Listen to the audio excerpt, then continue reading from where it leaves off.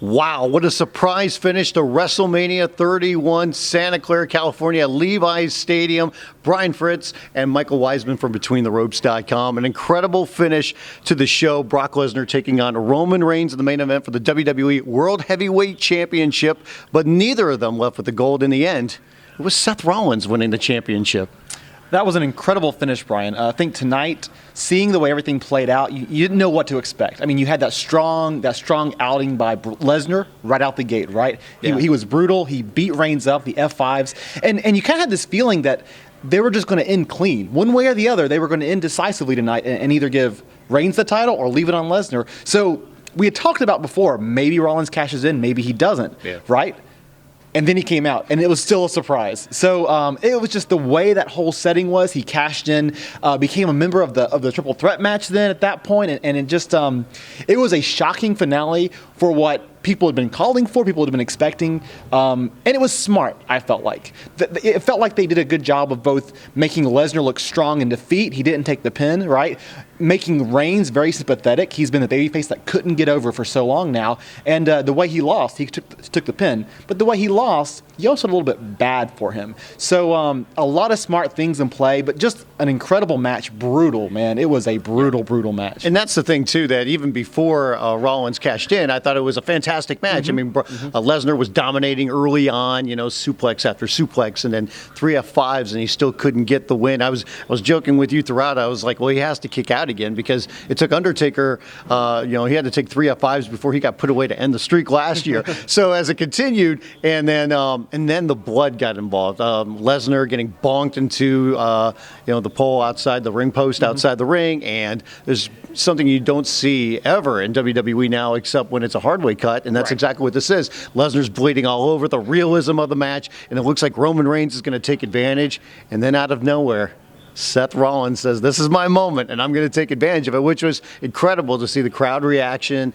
and see that. And it was funny, too, even where we're sitting, some people were wondering, like, okay, so what's going to happen here? Because we've never seen somebody cash in Money in the Bank in the middle of a match. And I said, it has to be a triple threat, and that's exactly what happened. And just an incredible finish, the excitement. And it's funny, too, because this is something that when you sit there and you kind of fantasy book wrestling, that this is one of the scenarios like, wow, wouldn't it be great if he cashed in, at WrestleMania? We have never seen that. We keep waiting for it. And then guess what? We kind of put it out of our mind saying, okay, what are they going to do here? Are they going to anoint Reigns as the next guy, as the next champion, the next big thing? Or now that Brock Lesnar's re-signed with the company, are they going to stick with him? And maybe Roman's just not ready yet and keep Brock as a strong champion. And guess what? They found another way where let's put Seth Rollins in there because he's hot. And then in the meantime, guess what?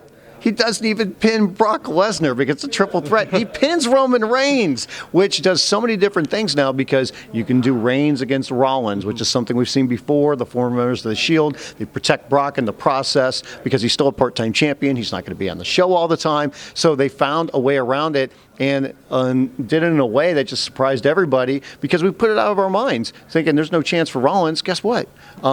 We're just going to get, we thought we were going to get a finality between Brock and Roman, and instead, they threw the curveball. Well, and I think what was so great is that in recent weeks, there was all that backlash back at the Rumble. Reigns won, fans were booing, they were jeering. Then you had Reigns go over on Daniel Bryan, and that also really ticked off fans. So then there was the whole thing with Brock Lesnar re-signing. Is he not going to? That's going to change the face of Mania. Yeah. So really those two storylines took over the conversation from Seth Rollins. And Seth Rollins took a back seat. His whole rivalry with Randy Orton out here, that really took center stage for him. So I think it was a great way, it was a perfect storm in a way to kind of have this kind of finish, have a cash in at WrestleMania, and open up, like you said, so many possibilities going forward. I'm excited about Raw tomorrow night. Yeah, that's the incredible thing, and when you look at the entire show from top to bottom, this has to be one of the strongest WrestleManias ever. Right. I mean, you look at this and show it's in entirety. I mean, just capped off with that shocking, finality to it. But then the other matches on the show, they start off with the ladder match for the Intercontinental title where Daniel Bryan ends up winning. So now he's the IC champion. Another very brutal match. I mean, that match, Ambrose fell on the ladder, got busted open. Right. Busted wide open. Yes. And that's the incredible thing is that, that happened. And then also, we saw, you mentioned the Rollins-Orton match and the finale of that match because, Rollins is landing his curb stomps, and he's going for another one. And just when he's got his foot on the back of Orton's head, guess what? Orton lifts up, launches him in the air, hits him, with an RKO out of nowhere, of course. And it was just, that right there too. The Cena-Rusev match, for what it was, I thought was very good. The entrance for that was lights out, especially for Rusev, who actually came to the ring while the Russian national anthem was playing, and he was riding a tank, of all things. And then even, we talk about Sting and Triple H, and we'll talk about that one a little bit more, but the entrances for that one were very elaborate, especially for Triple H. They were doing, promotion in conjunction with the new Terminator movie that's coming out. So he came out in Terminator gear with that theme playing. So, the entrances were huge. And you had the cyborgs behind him, which just made this great visual image of Triple H rising up out of the stage, the Terminator cyborg surrounding him. He had the headgear, the regalia. It was an impressive visual feat, and Triple H has some of the greatest all-time entrances of all WrestleManias, right? You can go back to For Whom the Bell Tolls. Just endless entrances for him. But it was a creative way to bring in the Hollywood aspect to WrestleMania, bring in this movie promotion, and their match was very surprising as well. Yeah, let's talk about that match, and we'll run down some of the other ones real quickly. For that match, Sting looked like he was in great shape. This is a guy that's 56 years old. People were wondering about that. But they did bring in some bells and whistles, and that was DX appeared. So we did see X-Pac, and we saw Scott Hall, Scott Hall was part of the NWO. Let's try this again. Billy Gunn, Road Dogg, and X-Pac came out. The NWO came out as well. So we saw Hulk Hogan, Nash, and we saw Scott Hall. They all got involved in the match. And then, out of nowhere, Shawn Michaels decided to interfere as well, hitting Sting with a super kick. And then as it was all going on, in the end, it was Triple H getting the win, which surprised a lot of people, using a sledgehammer, which had gotten, split in two earlier in the match by Sting, who hit it with a bat and split it up. But in the end, he was able to use the metal part of the sledgehammer, hit Sting in the head, got the win. Afterwards, they kind of had a little show of respect for one another. But I think a lot of people were surprised by that. I think this was not a wrestling classic. We can say that up front. This was not a grappling, best of match, whatever. This was a match made up of a lot of great, fun moments. Sting, great shape. Got a little bit winded, but there was the appearance by DX, give him a break. NWO came out and give him a break. A bunch of big names. It really did feel like WCW, WWE versus one another again. You had Triple H's sledgehammer, you had Sting's bat. And so all of that made for a very fun atmosphere. The surprise appearance by Shawn Michaels at the end, him apparently turning heel long after his retirement by super kicking Sting right in the face to give Triple H the win. Another fun moment. And just that stare down, it's what fans dreamed of so many years ago, right? NWO versus DX. They created one another. Hall of Fame last night, Triple H said, without NWO, there would be no DX. So I don't think it goes to anything greater than that. I think it is interesting that Triple H won. People online were very angry. I saw on Twitter tonight that they were not too happy about it. Yeah. But keep in mind, Triple H has put over a lot of guys in recent years. He put over Brock Lesnar. He put over Daniel Bryan last year. And so, I don't think this does anything to discredit Sting's legacy. I don't think it is a matter of Triple H kind of taking that peeing contest and saying, yeah, I'm so much better than Sting. I think it was just the appropriate story for this show. Yeah. And again, I'm going to defend Triple H here because I think it makes sense for Triple H to win, especially if he's going to be coming back, and it looks like Sting might not be coming back. And he's given back so much to the company in recent years. Again, I say he doesn't win them all. He doesn't win a lot of them anymore. So give him a win this year, and maybe next year he'll take the job. Yeah, and I agree because you bring up the point about Sting, and this is the last time we saw him. And I do think that this is the only time we're ever going to see Sting in a match in the WWE. He's even talked about that recently, thinking, I think this is going to be it. He didn't say definitely it was going to be it, but he thought, it's probably going to be it. And another reason for Triple H winning is because, guess what? I think we know a match for WrestleMania 32 next year. And it's funny, we've talked about so much already.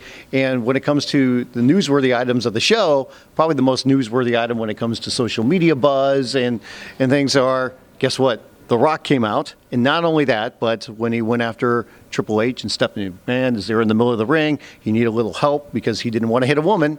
And he got some help as UFC bantamweight champion Ronda Rousey was right there in the front row. What a coincidence.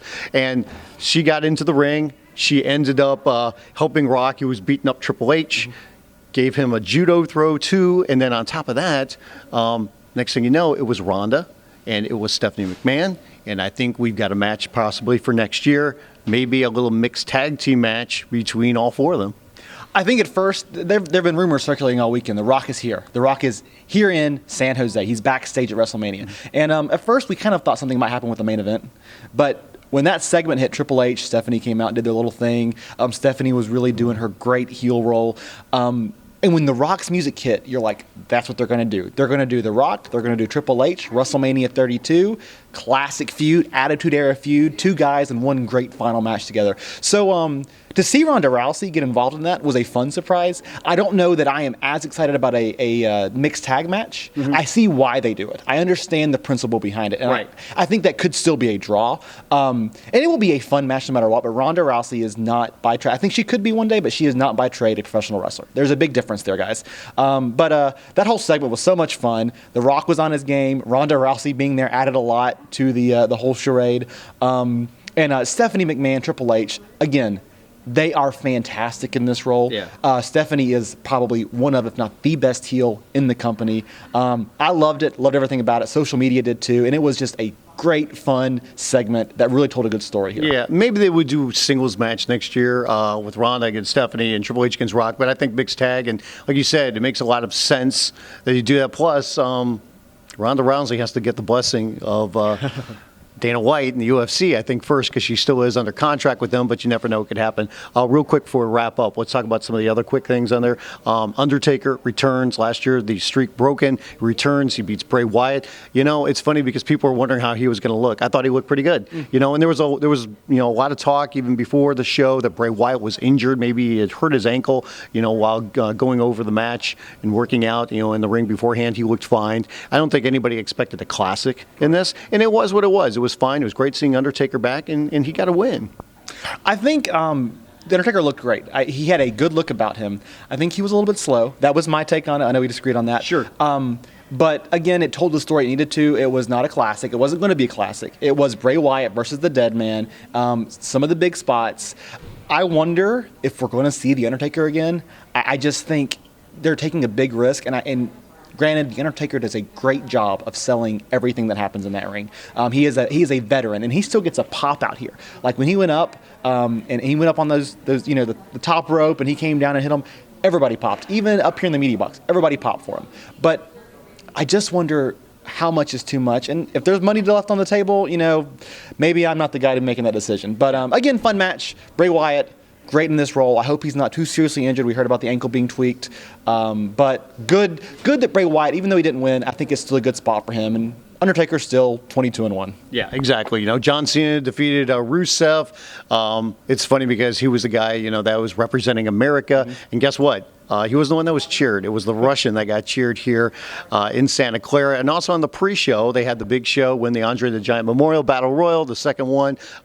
It came down to him and Damian Mizdow, who had dumped out the Miz earlier in the match. And then also we saw Cesaro and Tyson Kidd retain the tag team championships as well. So it was a very fun show. 76,976 fans. That is a new record attendance at Levi Stadium here in Santa Clara. Guess what? This is the home of the NFL San Francisco 49ers. So that's a pretty impressive number. And guess what? WWE thinks they can do even better next year for WrestleMania 32, going to AT&T Stadium in Dallas, Texas, home of the Cowboys, and they think they could put over 100,000 fans in that stadium, and we will see next year. For Michael Wiseman, I'm Brian Fritz for BetweenTheRopes.com.